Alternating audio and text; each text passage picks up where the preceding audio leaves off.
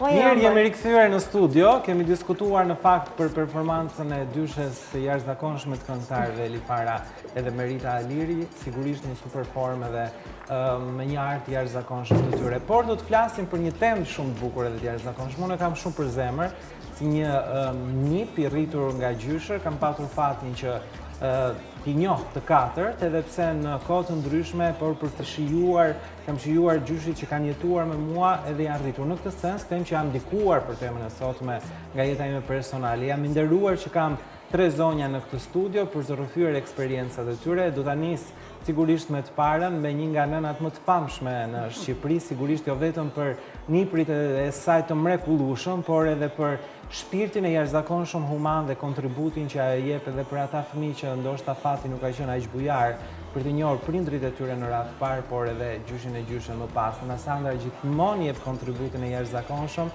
Të falenderoj edhe jam shumë i lumtur që je sot në studio. Kënaqësi që je me mua edhe do të diskutojmë dhe do të japim eksperiencën, apo jo? Shumë e bukur kur flet për këtë ndjesim. Elia Gjoni sigurisht që i ka dashur dhe i doj gjyshen akoma, po aq shumë sa kur ka qenë e vogël fare, apo jo? Kënaqësi që je këtu. Mirëmëngjes, shumë e vërtet si të gjithë fëmijët, kush është nuk njoh në një fëmijë që nuk e do gjyshen, sikundër nuk njoh asnjë gjyshe, jo vetëm që nuk do nipërt e mesme të saj, por të gjithë lagjes mundësisht. Një marrëdhënie shumë e çuditshme botërore kjo. Un kam vetëm njërin gjyshe për momentin, kështu që dashuria ime për momentin është në gjysmë. Megjithatë mjafton edhe uroj që të jetoj sa më gjatë ajo. Me fat dhe ju urojmë vite pafund dhe shpresojmë të jetoj sa më gjatë. Pedagogja e mirë njohur, mikesh e këtij transmetimi Anile Mullaj është me ne, do të tregoj dhe ajo eksperiencën e saj. Falenderoj e dashur që jeni në studio. Besoj ka një lloj emocioni të veçantë nëna Sandra, apo jo, kur flasim për gjyshe. Të rritesh me gjyshen është fat, besoj. Është lumturia më e madhe. Dhe unë sot jam gjyshe dhe stërgjyshe, po me thënë të drejtën, me sinqeritet, unë gjyshen e kam dash më shumë dhe nga mamaja. Isha një gjyshe shumë të përkushtuar. Ishim normal si atëre shumë fëmijë, kupton, 7 fëmijë. Po ajo gjyshe ishte si ajo kloçka që i mban ata zogjt në barkun e vet, kupton. Dhe ku ka shprehje më të bukur se sa kjo. Lumturia më e madhe është gjyshe. Dhe unë e kam edhe në vetvete nipat dhe mbesën njerë që përshëndes. Unë i kam të gjithë këtu. Do t'i tregoj të gjithë niprit edhe niprit e gjakut të nëna Sandrës, se nëna Sandra ka shumë edhe sigurisht që ka pafundësisht jo vetëm ata që gjaku i saj ka sjell në jetë, por edhe fëmijë të tjerë të cilët sigurisht ajo i ka bërë të ndihen të tillë dhe shpirt. I ke të shpirtit edhe absolutisht një shprehje që kjo rrëngjedh dhe emocionon. Nëna Sandra këtu me kë je? Aty jam në 94 me nipin e vogël vajta në Francë, atje ishte që e rrita i bëra 8 muaj edhe u ktheva. Edhe u ktheve, sigurisht që ka foto pafund që edhe aty 94 në Francë. 94, kujtime që ruhen edhe vazhdojnë të ruhen. Ai ishte nipi Kam idenë që është pika e dobët kjo këtu, a? Është me shpirt shumë të madh dhe kjo është që dua shumë. I ka ngjarë nënës në duket. Shumë dhe jam shumë e lumturuar për këtë fëmijë. Është dhe një djalë shumë i mirë, sot është 18 vjeç. Me gjithë të vllai janë të dy në karate dhe në 32 shtete morën medaljen e argjendit. E mrekullueshme. Po kanë nga të ngjarje. Ai ishte i vogli, i Greqisë, domethënë ata 2 vëllezër. Aty jam në një kopsh zoologjik. Edhe ai ka emrin tim Aleksandro. Sa e bukur është kjo pjesë. Ja, në shohim edhe ti rrisi, edhe atë karrocën, po sa hije ka një gjyshe je. E shëtisja në Francë. Kur ai ishte 4 vjeç, ai ishte 2 muaj. Procese jetësore të paharrueshme, janë këto të cilat na tregojnë nëpërmjet fotografive. Aty duke bërë dush të voglin në Greqi, që dhe atë e quajnë Aleksandro. Janë 2 çunatezësh kanë marrë emrin tim. Dhe sigurisht që ka një lloj kënaqësie, besoj, për këtë pjesë. Edlir, si e kujton fëmirin tënde? Si të gjitha familjet ka pasur shumë fëmijë, gjyshja ime, derisa unë kam vajtur në klasën e parë, kemi ndenjur në shtëpinë e gjyshës, se kështu ishin dhe procedurat, martohej njëri çift, derisa të martohej çifti tjetër rrinin me prindrit, kështu që kur u martua, derisa u martua i madh, vazhdonim derisa ka lindur motra ime e vogël në fakt, kemi ndenjur te gjyshja. Edhe mbaj mend që kur jemi larguar na u dash që të lironim se u martua xhaxha i vogël, kështu që u bën më shumë se 2 çifte, duhet ikte njëri, ikëm ne, normalisht çifti më i madh. Edhe mbaj mend që vllai im që natën e parë që kemi ikë në shtëpinë e re, derisa i kanë thënë që s'do shkosh më te nëna është urdhër, shkonte natë për të fjetur te gjyshja. Edhe se nuk e kuptonte dot që pse do të shkosh te kjo shtëpi e re, asgjë nuk e mashtronte dot me këtë ide. Vllai ka qenë jashtëzakonisht i lidhur me gjyshen nga babi. Sikundër ishim edhe ne, dhe unë nuk e kam kuptuar dot se cili ishte ndryshimi midis mamit edhe nënës, se kështu i thonin mami tim dhe nëna ishte gjyshja. Dhe kur iknin prindrit tanë në punë, ajo ishte edukatorja jon, ishte nëna jon, por mbi të gjitha ishte mikesha jon.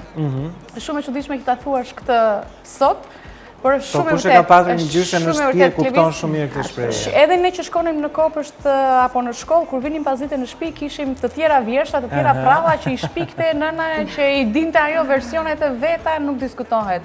Edhe kam vënë re që në krahasim me fëmijët që janë rritur pa gjyshër, ne sikur jemi pak më të hapur, më mos kokçarës, po edhe po bënim ndonjë gabim, nuk është se nëna kishte këtë sillen që tipike që e rreh prindi edhe do ta mbrojë nëna. Jo, ne ishim për atë, domethënë të paprekshëm, çado që të ndodhte. Ne nuk bënim kur gabime, edhe doti që kur ishim me nënën, ne nuk bënim asnjë gabime. Kur vinin prindrit se si shndroheshin pastaj me trazovaç. Sepse dinim që ata do të na pengonin diçka të bënim, edhe kështu që abuzonin pak më tepër me prindrit. Po kam lexuar shumë pastaj për këtë marrëdhënie e shumë të ngushtë që është midis nënës edhe gjyshës, edhe thotë që në fakt gruaja e provon në mësi në vërtet kur bëhet gjyshe, jo kur bëhet nën. Atëherë e kupton të gjitha ndjesitë se ikën pak sa edhe ajo frika që ka me fëmijët e saj të gjitha me radhë, kështu thon shkencëtarët, Mjalti. Edhe një shprehje shumë e bukur angleze thotë që gjyshet janë ëngjëj në trajnim. Janë perfekte. Vërtet janë ëngjëj në trajnim. Anil, ka qenë e njëjta ndjesi? Në fakt Denisa më tha që ti e ke patur pak më larg, gjyshet nga mami më kanë vdekur shumë herët. Ne nga Shqipëria e Mesme i themi Nandaja, nënës nga. Por kujtoj shumë fëmijërinë, shumë element nga fëmijëria, ato kujtoj atë faktin që sa herë shkoja dhe do ikja nga ajo, duhet si s'bën të më dhuronte diçka. I kishte kështu si, domethënë që si mund ta çoj unë vajzën të iki pa i dhuruar diçka, këto e kishte çdo gjyshe ka. Por lidhjen super ngushtë e kam pasur me gjyshen nga babai, e cila ka jetuar edhe shumë gjatë, ka një vit në fakt, si ka mbushur akoma që është larguar nga jeta. Ajo jetoi shumë gjatë, 94 vjeç. Dhe kjo, si thua, na bëri që kishim me të një marrëdhënie si fëmijë të vegjël, pastaj edhe si vajza të rritura dhe pastaj si zonja të martuara. Dhe si thua, jam përballur me të edhe në këtë pozicionin kur isha fëmijë që më thoshte mos e bëj këtë, mos u grind me fëmijët e lagjes, dëgjoj fjalën e mamit, po edhe më vonë që mëso të keqën gjyshja se duhet shkosh në shkollë të lartë, se duhet, por edhe pastaj që shiko se do martohesh, tani bashkëshor, e kam parë në pozicione të ndryshme dhe e them me kuptimin e plot fjalës, ajo është modeli i jetës time. Një grua super inteligjente, dhe këto e theksoj super inteligjente, se të them që një gjyshe shumë e dashur nuk është se kam thënë shumë, se gjitha gjyshet janë shumë të dashura. Nuk kam të ndonjë gjë të madhe, po të them një gjyshe shumë e dashur, po një grua shumë inteligjente. Një grua nga e cila mund të merrje mend në çdo moment, në çdo çast, për çdo gjë. Mund t'i kërkoje një mendim dhe ti pendoheshe, pastaj thoshe, po ku di gjyshja tani këto gjëra kanë ndryshuar gjëra. Por ti habiteshe nga përgjigja e saj. Dhe domethënë një njerëz që nuk e di, kishte një aftësi ti rigjeneronte mendimet, edhe ti përshtaste mendimet me kohën. Se në përgjithësi ne mësuar që gjyshet janë pak për panike, ideja kështu që gjyshja me të vjetrën. Po jo, gjyshja ime ishte çuditërisht shumë e përqafonte shumë të renë dhe të kuptonte shumë mirë. Sandra, kështu themi ne të gjithë gjyshet tona që kanë qenë më të zgjuarat, më të bukurat, më të jashtëzakonshme. Zoti jam e bukur të respektosh. Megjithatë, eksperienca e jetës është që juve ju bën kaq bukura dhe kaq të mira në sens jo në fjalën e parë, por në atë kuptimin fisnik të fjalës. Kur flasim ne për një gjyshe matin një mirë, janë vërtet kaq të mira të gjitha gjyshet? Apo për nipërit e vetë janë absolutisht? Normal për nipërit e vetë, po unë them se një gjyshe mirë që kur del ke dera dhe shikon një fëmijë që e dëgjon me një shprehje të rregullt ose grindet duhet të ndërhyj. Dhe t'ia flasi një fjalë. Po e dëgjoj, se dëgjoj, po ama gjyshet edhe gjyshet tona flas për timen që nuk kanë pat shkollë. Po nuk e di pse ishin aq të mençura dhe aq të sjuta. Unë sot jam bërë gjyshe dhe shumë gjëra ja kujtoj gjyshes tem. Bëje të mirën t'u bëftë nëna më thoshe dhe fute në stre. Unë isha fëmijë dhe thosha, çfarë thotë kjo, si ta fus në stre? Do të vi dita, do të dalim, thoshet. Kur u vita e kuptoja që me të vërtet, bëje të mirën, ke mundësi, kish mos bë. Dhe sigurisht që prej ndoshta edhe ndikimit që gjyshja juaj ka patur në edukimin tuaj, juve jeni bërë një nga zonjat më humane që njeh sot Shqipëria, po të shohim këtu përpos fotove të nipërve të saj të gjakut, nëna Sandra na ka sjellë edhe të mbesës, sigurisht na ka sjellë niprit edhe mbesat e shpirtit, që i ke fituar gjatë jetës.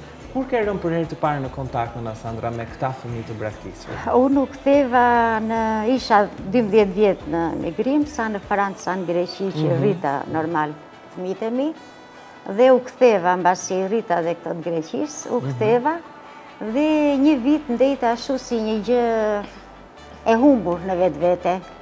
E ndjeja veten pa vlerë. Doja të bëja diçka, nga që isha mësuar me fëmijët, si me niprat e me mbesën. Dhe erdhi vajza, bëri pasaportën dhe më vishin vëllezërit, motra, ato vish për vitri nga ne, tash jo. Ato janë, për ato janë stërgjyshe. Për stërgjyshe, po, të është fatë edhe kjo gjë, edhe mua më njohin për nënë. E vërtet. Dhe unë po të regoja fotot nga... Aty janë në shpinë time, duke u ndrekuare. Po, edhe e të regojmë pak të historinë kur fillua të merreshme. Edhe fillova djalim, dhe jam shumë e lumtur, ndjem shumë e lumtur, se u bën shumë vajza të mira. Iku vajza për në Greqi, me atë mendjen se unë do kaloja vitin e ri vetëm, që viti parë që unë u shkëputa nga fëmijët. Edhe vendosa do shkoj në shtëpinë e fëmijës, do marrë 2-3 fëmijë, dhe nuk do jem vetëm. Vija ke motra ngel të artëri vlajt, vija ke vlajt, në mirë jo tash, në shtëpinë time, vajta atje, drejtoresha më priti shumë mirë, ta zhua 2-3 fëmijë për vit të ri, në vend tha.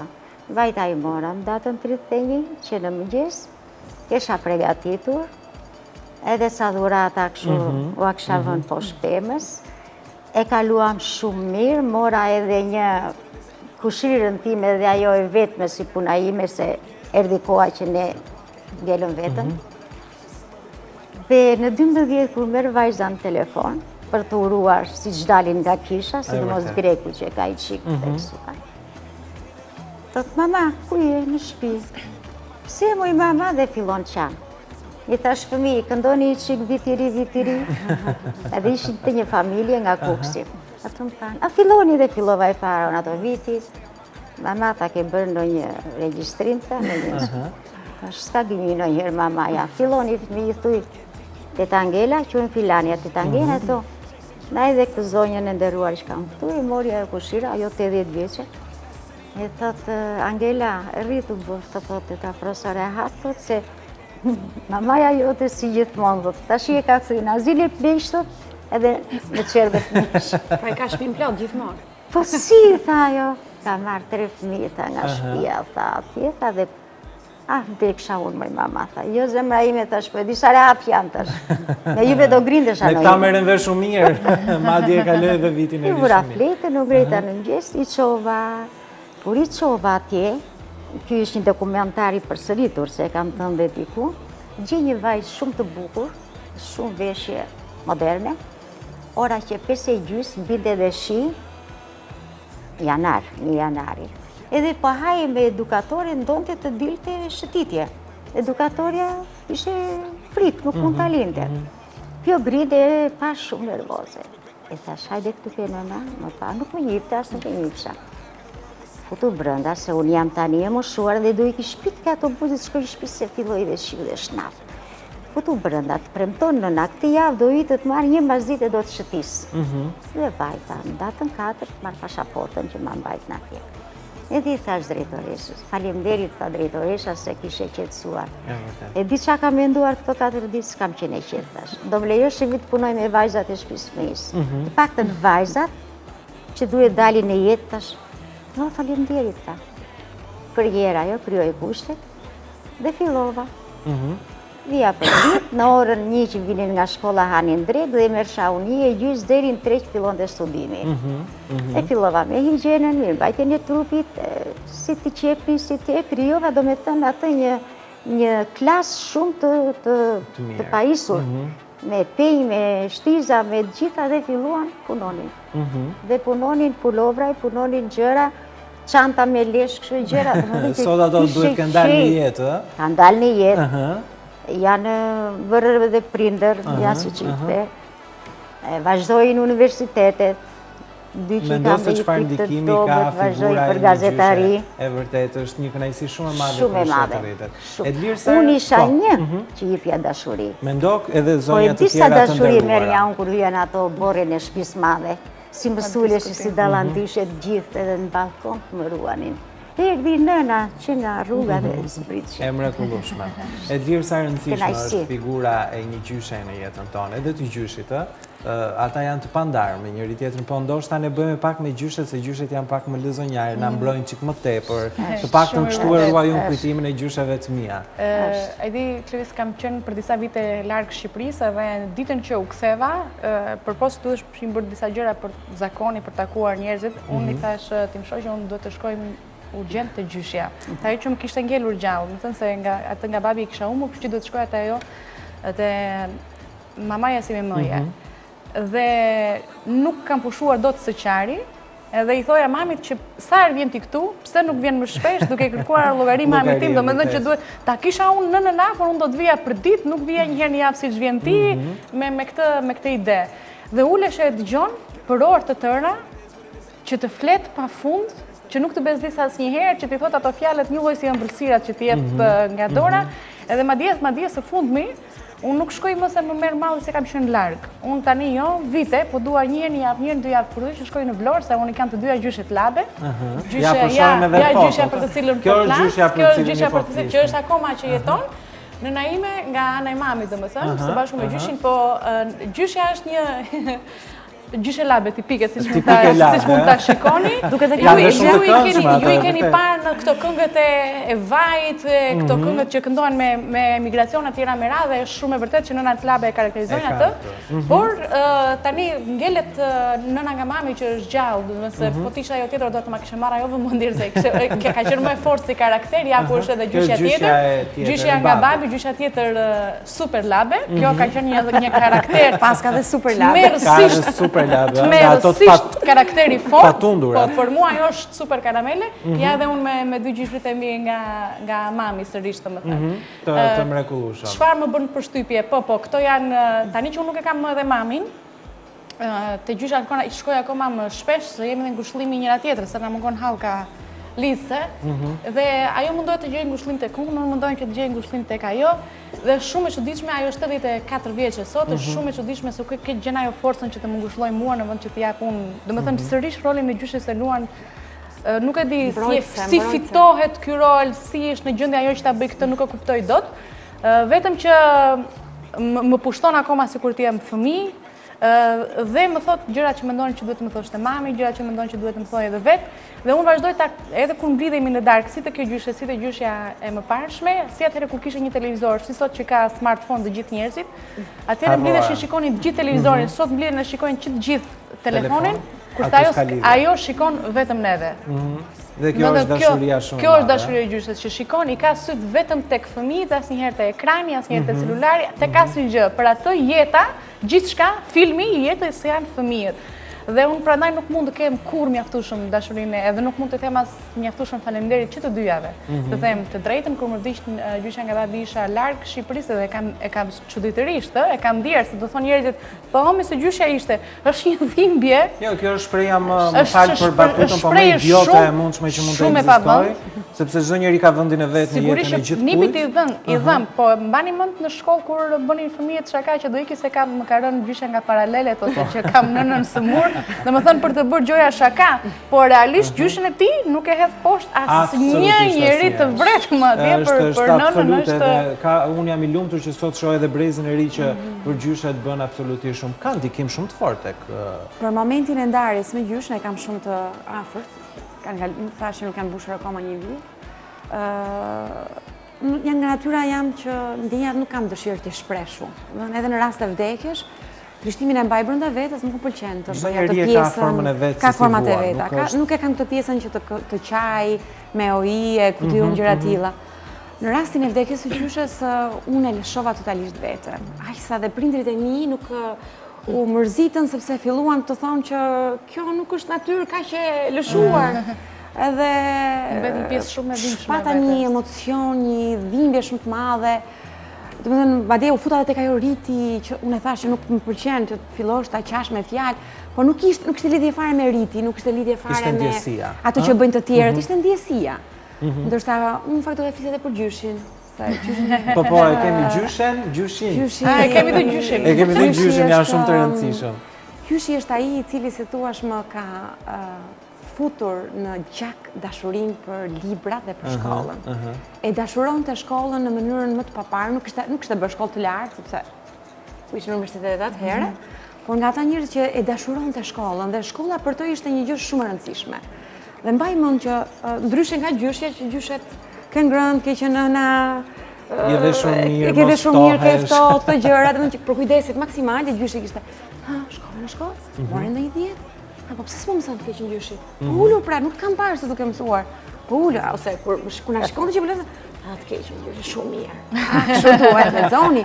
Edhe pastaj gjithmonë ishte e përhershme të treguarit të rëndësia e shkollës, çfarë të mirë sillte shkolla, si do na ndryshonte jetën neve shkolla.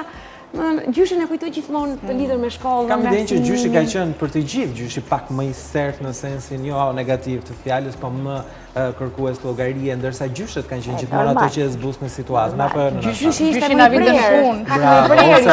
Unë mbaj mend dhe kujtoj nga fëmiria ime që prindrit e mi edhe sot e kanë atë shtëpinë ku jemi rritur me gjyshin dhe gjyshen, dhe kemi pasur ato pemët që po t'ja ngacmoje degët dhe po t'ja thyeje, bëhesh nami, ose ai mund na jepte sepse për ne i bënte, por donte që t'i kpuste ai dhe t'na jepte, ndërsa ne dëshirojmë t'i merrnim vetë edhe të papjekura, sepse ishte dhe gjyshja ishte gjithmonë, gjyshja ime ka qenë aleatje që është ruan nëna, sta të vi gjyshin, ndërsa ju shkoni bëjnë.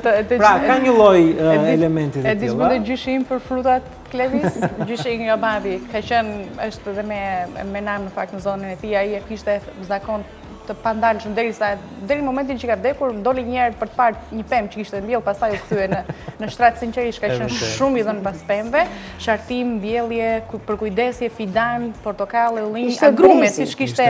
Ishte brezi, thoshin do mbjellim ne të hani ju, do mbjellim ju të hani. Ai ishte një edukat, një herë na gjen gjyshin, ishin disa kushërinj të parë aty duke luajtur, një pemë e madhe me portokallë, se si na kishte rënë neve në dorë dhe një vegle e vogël dhe binim asaj portokallës, sa hipnim mbi portokallë, të tjerën luanin, dhe ka ardhur për gjyshi ishin atë kohë rreth 80 vjeç, edhe gjeti na u qep neve erdhi gjyshi me vrap u shpërndat tufa, e kapi njërin prej nesh ai, edhe shkonte, ajo ishte 10-11 vjeçë, edhe i rrinte kështu edhe i thoshe, po sikur të hipi unë ty këtu mbi shpinë, më mban dot ti mua? Ashtu te portokallja nuk më mban dot juve. Domethënë mos e dhunoni pemën se keni dhunuar jetë. E shikoni që qatë na i tregonte, atje ku e keni prekur ju, ja, shikoni kjo është lot, dhe unë kam besuar deri vonë që ato që pemët qajnë. Të na kishte thënë gjyshin që pemët qajnë nëse ju do t'i ngacmoni, kafshët qajnë nëse ju do t'i ngacmoni. Dhe ne kishte këtë një edukim në formën e tyre që është e pakrahasueshme sot. Si sheh prindërimin e ri sot në Sandra? Qoftë tek fëmijët e tu, po edhe tek të tjerët gjëra shumë mirë. Në mënyrën e jetesës. Tek të tutë dhe pastaj tek zona në cilën jeton. Zemra ime, ta kap këtë mia në radhë parë. Ta kalojmë të temë, ta kalojmë të temë. E vetmja gjë që unë nuk pranoj të jetoj me vajzat, se që të treja e kanë shumë të vështirë që unë jetoj vetëm këtu. Është kjo që nuk mund të duroj që të më qortojnë dhe të më heqin fëmijëve, do me thënë, nga një herë, sidomos këto mamat e reja, ju bëj një thirrje, ju lutem, pak durim, se fëmijët, ne i themi, edhe e kemi nga të parët që thonë, dhe qenit, që është një kafsh, po ti thush, hyt, e gërsojt, ikët, dhe jo fëmija, me fëmijë do t'je shumë elastik, shumë e durushme, të ndish t'ja fusësh ato të gjitha ndjenjat e mirësjelljes, e dashurisë, të rregullit, të shoqërisë, të di të respektoj këto, po këto mamat e reja, i vëre që dhe kur më vjen në një nga nipat me fëmijën dhe me gruan, me bashkëshorte, që t'i lën tani rehat të bëjnë muhabet, tak marrin japin celularin dhe fëmija 2 orë, po jo më të lutem Nuk është kjo, nuk është Jo, kjo e nuk që është kjo. duhet. Fëmija ka nevoj, unë për veten time, ndoshta kam qenë dhe i qike egzageruar ke fëmijë. Unë që kur i kisha që i bëja dushe, i ushqeja dhe i mesha dhe i u flisja, le të mive jërë që në moshën 5-6 muj fillonin thoshi mama, baba, se unë zbëja pun tjetër. I pja pinte mirë dhe pasaj ajde, ba. Fillon të fëmija që në moshë të mitur përbëzonte. Këtë kam bërë dhe me nipat e mendesën. Dhe jam shumë e lumtur se kanë dalë të shkëlqyshëm. Shumë inteligent, shumë fëmijë të kapshëm për jetë, pse me fëmijë duhet të punosh. Jo, kry detyrën si mama, laje lidhe, shtrej atje, kur të vejora shko mere. Jo. Nuk është kjo. Fëmija do, po dhe ta kresh, ta shëtitësh jatë në Francë. Dilja, me ersha vija ke parku, një në karroc, një psha topi, unë vetë qepja.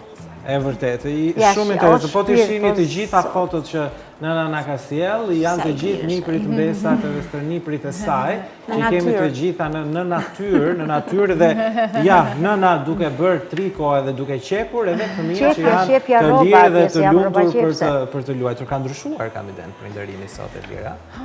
Po, unë të thash, mëmi ka përsej e këtë temër se duket...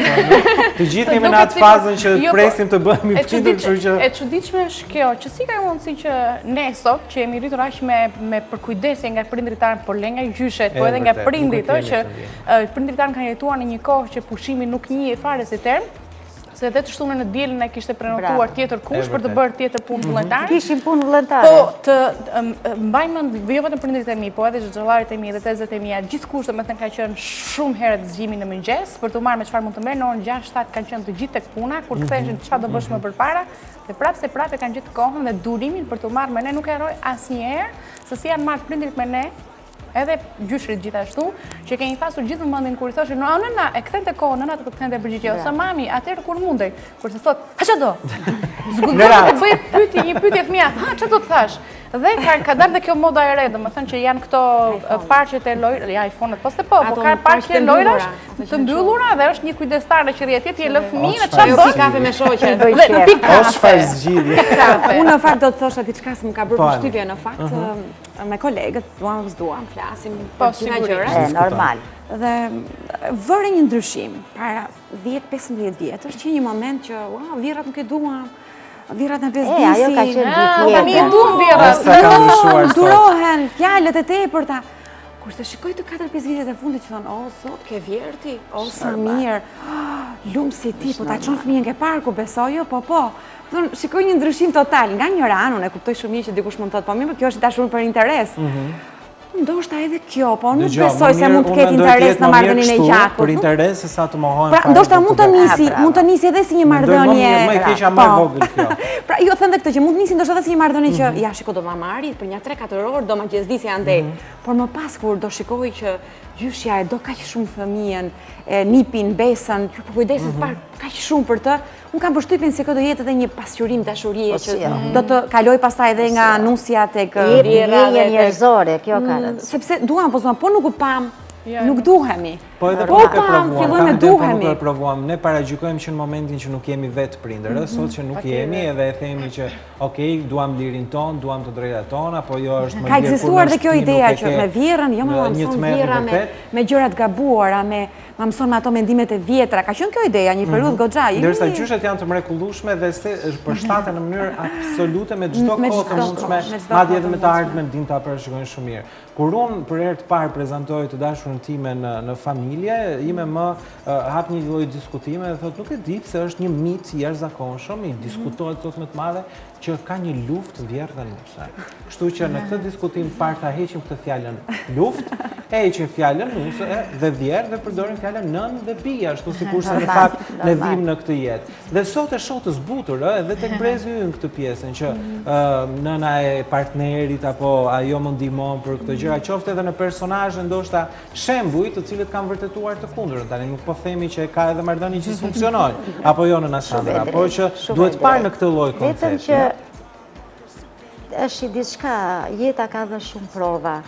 Edhe zakonisht ku bi nuse mirë do dalin që vjera grinavece.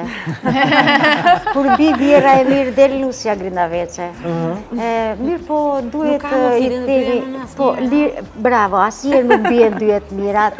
Se shtyhet pas të bërë nuse i vjerë, do të bjerë një keqe tjetër. Që më mirë i që Teoria kompensimi. Po, gjithmonë unë them, janë dhe disa të reja që janë jashtë normave, po unë them, vjera duhet jetë gjithmonë me matur, me qetë.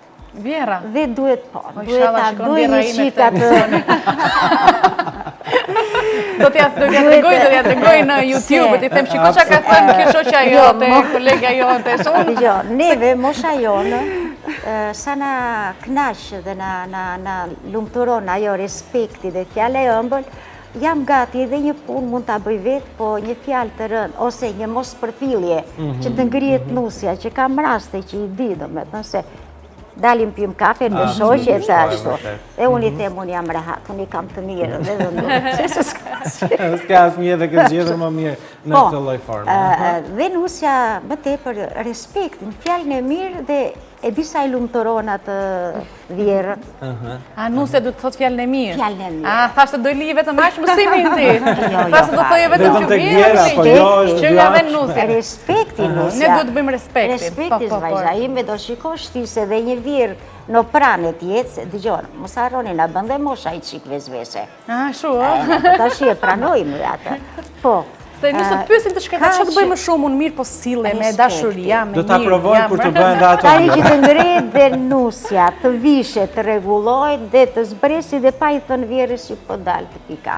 Nuk duhet Po janë sa gjëra, Jo. Mama, unë po iki, po pi kafe, nuk vonojmë, mirë të gjeqa, ajo vjerë lumëtërojë, thot, ik bi. Po kur ti kën ashtu edhe të vjena nuk thot edhe si je, është e rëndjen qikë, se vajzat e mja do bëjni dhe ju vjera, do bëjni dhe ju gjyshe. Çdo gjë fillon me fjalën, ëh? Brezi i prindërve të mi, Bret dhe guri. prap kemi ndryshim, brezi im nga prindërit e mi, si që the, unë jam rritë në fshat deri 12 vjeç, edhe ai fshati ka punë më të ka pat, po tani s'ka më fshatra. U bëm gjithë qytetarë. Po që ka patë fushën, korrurin, qytit me drumë, bravo, me dush për baktine, ku ta di unë. Si ajo krajina jonë ka dhe një të mirë që mua më pëlqen dhe sot. Jam nga Gjirokastra, nga fshatrat. Bie dimri si kudo, si në malsi dhe ne mal jemi. Po nuk kam dëgjuar për kaq vjetë që të kërkojnë një ndihmë nga jugu, na zuri bora, jo. I bëjnë vetë, hapi rrugët vetë, heqin bora nga qatin vetë, vën zajren e kafshve, ashtu si që vën zajren e shpis, fasule, pataten, prasët, i bulojnë gjitha. Ndërsa më bëm për shqipje që për një gjë të na ndihmoj shtetit na ndihmë. More, kush na ndihmon të diku? Nëna Sandra, ku ka nuse që i bëjnë zajret sot? Ma di nuk i njojnë Po të thash, unë tani u bëm gjithë qytetarët djali. Ja, për shumë dhe Edlira, zajret, ke bërë Që është një? zajreti? Shumë e drejtë. Zajri është kur hedh barin, për lopët, për baktinë, me gjethe lisi, me deg lisi, i presin, i lidhjet tajnë, bëhen mullarët, Që ti kemi për dimër, që të hanë baktia në dimër. Jo, më falë, këtë nuk i di. Kjo është një koqirlik. Po edhe zajret për vendën tonë, ato kavanozat me të Kavanozat bënim një si shtrat me Unë i nga kasht, vjera ime këto se edhe bravo. Edhe vinim gjithë mollët, mbi kasht dhe molla jeton të hanim gjithë dimërin. Këtë e di unë, se këto i bënde gjyshim, mollë dhe portokalla hanim dhe në gjithë vitin. Neve e kemi dhe luksin në zbritë marketi poshtë dhe edhe dhjem. Me gjithatë për të rikthyer teknikët. Mo ky marketi ku i ruar, nëse mirë gjysh këta që i këshin ruajtur aty. Ja, ato hormonet ne dhe dalën problemet e të ushqyerit shëndetshëm. Përse na shijon të gjithmonë dora e gjyshes? Ajo gjella e gjyshes është një mrekulli. Ëmbëlsirat e gjyshes time unë i ruaj sot kësaj dite i them ti më nuk ma ke bërë siç e bën të nëna. Në fakt ka një garë të gjithmonë me fëmijët që rriten me gjyshen, e kanë këtë garë, i thon mamit jo, gjyshja ma bën kështu ti pse s'di ta bësh. E di si kur ta bënte gjyshja nga mami mirë, nuk mërzitej mami, por kur ta bënte gjyshja nga babi dhe ti thua që nëna ma ka bërë më të mirë.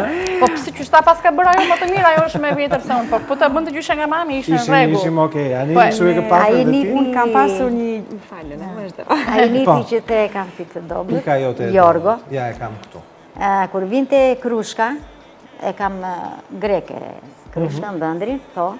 Kur vinte Krushka dhe i thoshte nëna, mua nëna, ashtu. Ti nëna s'agapo pjo poli, nënën e dua më shumë. Mua vinde zorë, i thoshja Jorgo, lere thoshja ajo, jo lere thoshja ajo, se ti i rrite. Normal do të dojë ty më shumë, nuk jam gjeloze. Lere djalin të shpreh. Gjyshet nuk janë gjeloze, po Anil. Ne, për gjyshe nga babi, në bënde një përshtypje diçka. Tek nëna bliden të tërë. Më ndodhë tek shtëpia nënës dhe xhaxhait, sepse xhaxhai është kujdesur pa fundi, xhaxhai i fundit, xhaxhai i vogël. Nuk ishte asnjëherë vetëm xhaxhai me nusen dhe gjyshen dhe me fëmijët e tij. Gjithmonë kishte një djalë që kishte ardhur, një vajzë. Aty gjithmonë kishte miq, gjithmonë shtrohej dreka dhe darka, ishte gjithmonë me miq. Dhe ndodhte ndonjëherë që vinin papritur, gjyshi ndoshta xhaxhai dhe nusa xhaxhait mund ishin në punë. Dhe vinden, nëna se ka lëhut, keqë nëna hajte se kam bërë ca gjëra të mira dhe ne mendonin se nëna vërtet kishte bërë gjëra të mira, nëna s'kishte bërë asgjë akoma. Po i bënte tani. Por ndërkohë që ne mendonim se nëna po bënte ndonjë gjë atje, nëna i kishte filluar t'i bënte të gjitha. Dhe për gjysmore, nëna shtonte një tavolinë që ti thoshe, ku zot, ku i bëri, nga i nxori. Dhe ndonjëherë dhe nuk kishte shumë gjëra në shtëpi, po se çsa jonte ca gjëra. Ke marrë në një çik. Të papara. Ke marrë. Them se. Bravo. Dhe mami im thoshte mua, si nënë me rushe nuk është parë ndonjëherë. Në shkon atje dhe ti thua nga i nxjerr, nga i bën. Dhe nëna thoshte mami im thoshte gjithmonë. Ato përdorin një shprehje të tipit që asaj i hahet buka shumë. E vërtet. Domethënë, kjo shprehja unë në fillim kur isha fëmijë nuk e kuptoja. Thoshon, asaj i hahet buka shumë. Çfarë kuptimi ka kjo? Kuptimi ishte ajo që ajo ta jepte me aq shumë dashuri. Dhe i sajonte ato gjërat në një mënyrë të tillë që ty të bënte të haje. Si çdo gjë tjetër i këndoni, unë mbaj më shprehje, gjyshja ime thoshte që nëse doj që atë ta fali dashuri dhe këndohej, këndohej siç bëhet. Se çai bënin, unë nuk e di. Nuk e di. Po di që ishte shumë e mirë. Ndonjëherë di që megjithatë në këto minuta të fundit unë besoj që të gjithë që e kanë përjetuar ndjesinë e të paturit një gjyshe në jetën e tyre ju mungon apo jo atëherë? Sigurisht, unë të thash, kjo që më ka ngelur, mundohem që sa që shkoj në Vlorë, patjetër do të shkoj ta shikoj. Më duket sikur duhet që të shlyej ato vitet që s'kam qenë që nuk e kam parë, pastaj edhe ajo mosha po ikën dhe unë dua që sa të jetë e mundur ta shikoj dhe te vetja ime po zbuloj një diçka sa herë që shkoj, sa më tepër kalojnë muajt, aq më tepër dua vetëm të shkoj aty dhe vetëm ta dëgjoj. Më përpara nuk e kam pasur këtë, do të thënë kam pasur dëshirë që të bëjmë bisedë, kurse tani unë i bëj vetëm një pyetje dhe pastaj e lë të flasi se realisht nxjerr tesare dhe nuk e egzagjeroj fare, sikur të them që në herën e fundit që unë bëra një bisedë me të, isha së bashku me motrën time në fakt, edhe po na thoshte disa gjëra. Edhe unë i bëra një pyetje, enkas edhe më ka thënë një fjalë, nuk është për të ndarë në ekran, domethënë po unë ndryshova një sjellje. Prej fjalës së asaj, kjo është reale, kjo është e vërtet. Ma ka thënë si mësim dhe ishte mësimi i jetës së vet, dhe unë ndryshova një sjellje për një fjalë të gjyshes sime. Dhe gjëra të tilla do të ruaj gjithmonë, përveç atyre ushqimeve që ti. Të mrekullueshme që nuk vin asnjëherë. Që në kohën kur ne mendonim që s'kishte bukë për darkë, se ku e gjente vezën, se ku e gjente gjalpin, se ku na e bënte ajo bukën, unë nuk e kam kuptuar kurrë. Nuk e kam kuptuar asnjëherë. Besoj njëjta gjë vlen edhe për ty. Unë më kujtua diçka, domethënë që kur shkoja atje, tani duam këto punët tona na kanë funguar pak. Na kanë bërë jo shumë të dashur me gjysh. Ti harrojmë, se do ikim javën tjetër, do ikim muajin tjetër, dhe vetëm kur ti kupton që ke 4 muaj pa shkuar tek gjyshi. Dhe kur shkoja atje më thoshte, "Ke që nëna, po unë do iki, nuk e kam shumë të gjatë. S'do rroj gjithë jetën." Po kjo ishte e para. Pastaj fillonte, "Ke shumë punë." Shiko punët, s'ka që t'jeni ju mirë. Fjalia një shiko punët, ishte, shiko punët, jep rëndësi punës. Nëna këtu është, nëna do me ju pa për ditë, por s'ka gjë ju kuptoj. Dhe thënë, kjo ishte një dashuri shumë e madhe. E pakushtëzuar. E pakushtëzuar. Nëna Sandra, një këshill për këto zonjat e sotme që do të bëhen gjyshe në të ardhmen. Që të bëhen gjyshe në të ardhmen, arje do kujtojnë mirë gjyshet, po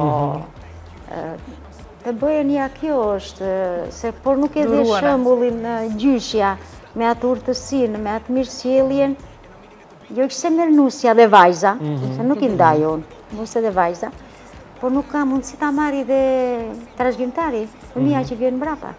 Dhe kjo është më e rëndësishme për. Vetëm qetësia, vetëm ajo, si thush, urtësia, me të keq nuk bëhet që. Po shpirti i madh që ju gjyshet e keni. Ajo është kryesorja. Kush e ka provuar një gjyshe në jetë është e vështirë për ta harruar. Unë e ruaj si sot i gjallë kujtimin e saj dhe realisht kam qenë një nga ata njerëzit që më ka lënë një traumë shumë të rëndë humbja e saj e papritur. Sigurisht që rritem me të, më duket sikur e kam aty, flas me të shpeshherë, edhe nëse nuk i keni gjyshet afër tani, merrni atë makinën dhe mos kurse të nisuni dhe jepini një përqafim, por edhe nëse nuk i keni dhe janë në botën e përteme, një buqet me lule do të ishte zgjidhja më e dur. Unë ndjem pak në faj sepse nuk kam shkuar së fundi, por një buqet me lule do të jetë edhe një përqafim për të gjitha gjyshet e jashtëzakonshme kudo ku janë në Shqipëri, një përqafim për juve specifikisht për ty, nëna Sandre, që pasi të mbyll emisionin do ta dhuroj, por që ju falenderoj për këtë bisedë shumë të këndshme, ngjallje kujtimesh, një energji pozitive kam ide. Faleminderit Klevis. Faleminderit. Nuk ka dashuri më të madhe dhe më pa kushte se ajo e gjyshes, kështu që faleminderit një herë. Ta ruajnë të jashtëzakonshme dhe të pacënueshme çdo nip apo mbes. Nesër në orën 8 do të jemi sërish së bashku, ditë mbarë.